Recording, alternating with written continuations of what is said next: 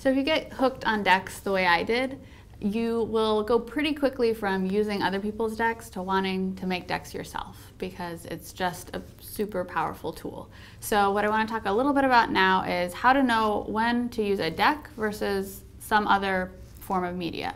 So we're going to talk really briefly about deck versus book, when you would put things in a deck form versus a book form, and when you would put things in a deck form versus using post-it notes, which is the other sort of great format for nodal thinking. So let's talk about books.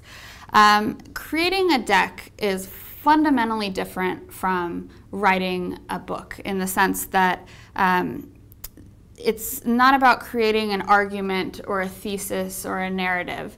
It's about creating a complete set of a universe of information.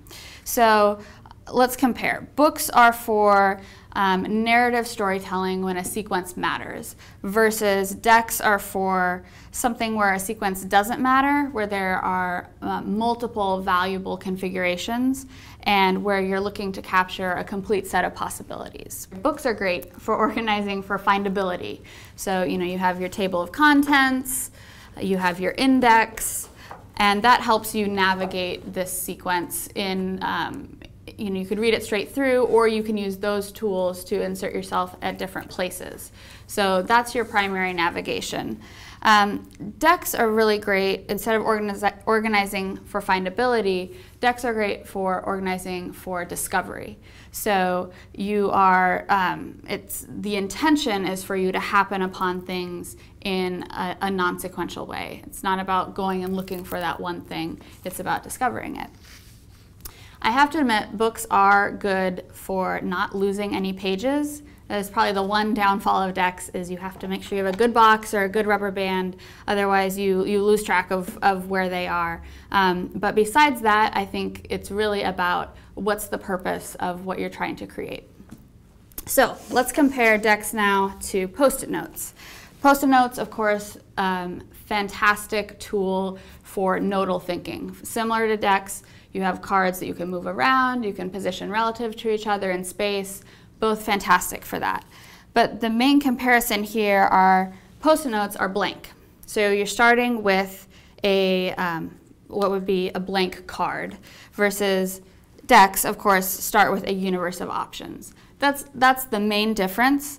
So the kind of implication of that are post-it notes are great for generative thinking, versus decks are great when you're trying to select or make sense of existing information. And to that extent, post-it notes, therefore, are really good for creating an open set. You're not sure how many you're going to end up with. You want to leave that open, what the possibilities are. Decks are great for a closed set. You feel like you could really define what that universe is. Both of these you can cheat a little bit, right? Decks, you can always include that wild card. Almost every deck that we create, we actually create physical wild cards. So there's always something that maybe you didn't think of, and it's great to have that card where you can write right on it that concept that you might be missing. The other thing is in the way that you use it.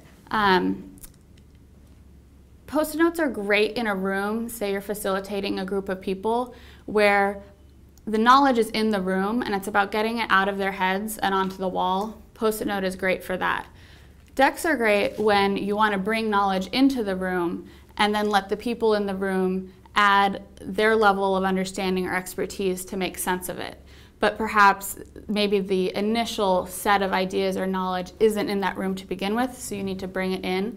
And a deck is a great non-threatening way to bring information in, but then let people be empowered to play with it themselves.